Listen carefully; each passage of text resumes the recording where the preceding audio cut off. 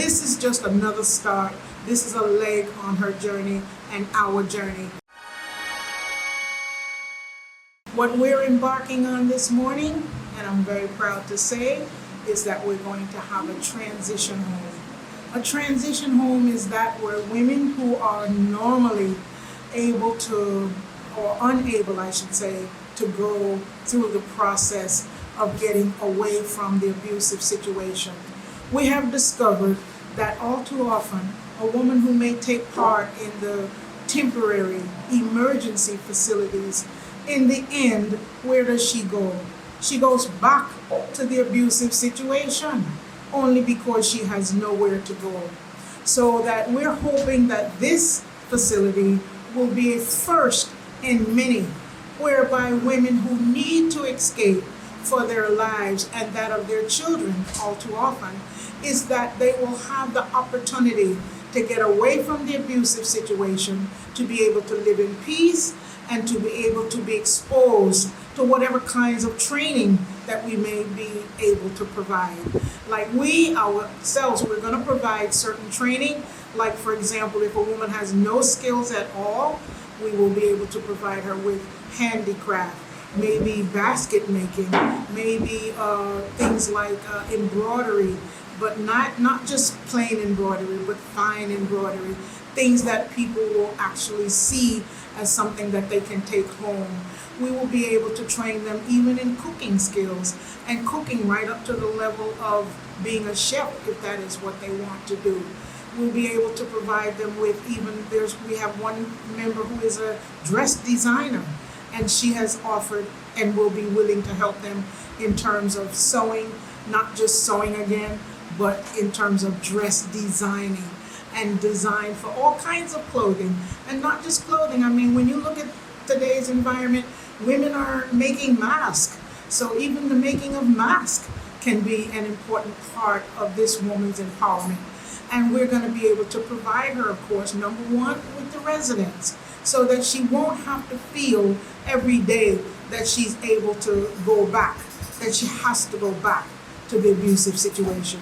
She will be able to get herself together for herself as well as her children, because all too often the children as well are caught up in the domestic violence situations. So overall, it is a major step.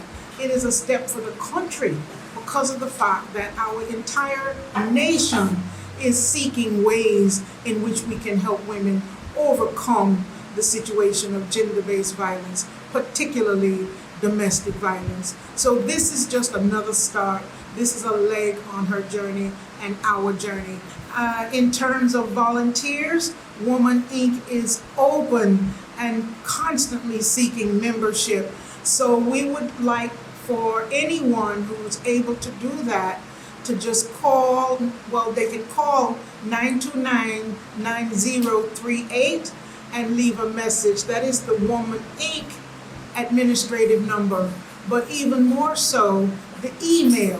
If you would just send us a little email, and that is WI Crisis Center, all one word, and it's the English spelling, it's WICRISISCENTRE@yahoo.com. And you would just find we have such an enormous need for women to bring their skills, because again, like I had said earlier, it's a journey. It's a journey for us, and it's a journey that we can in turn, as women, help other women who need to make their journey a little lighter. So we do encourage anybody, please contact us and come aboard and help Woman Inc. Help Woman Inc.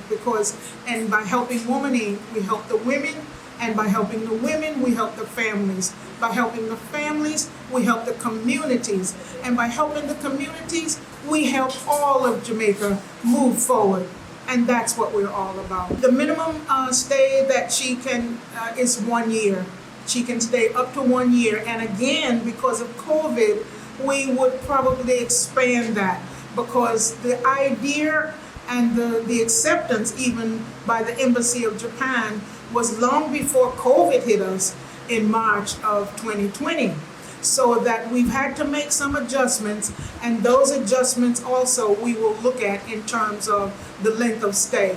Because again, if we're going to be the answer for women not to return to abusive situations, we don't want to cut her out and say, okay, your time is up. So each case will be treated on its own merit. And that's the bottom line, because we are what we call a survivor-centered approach.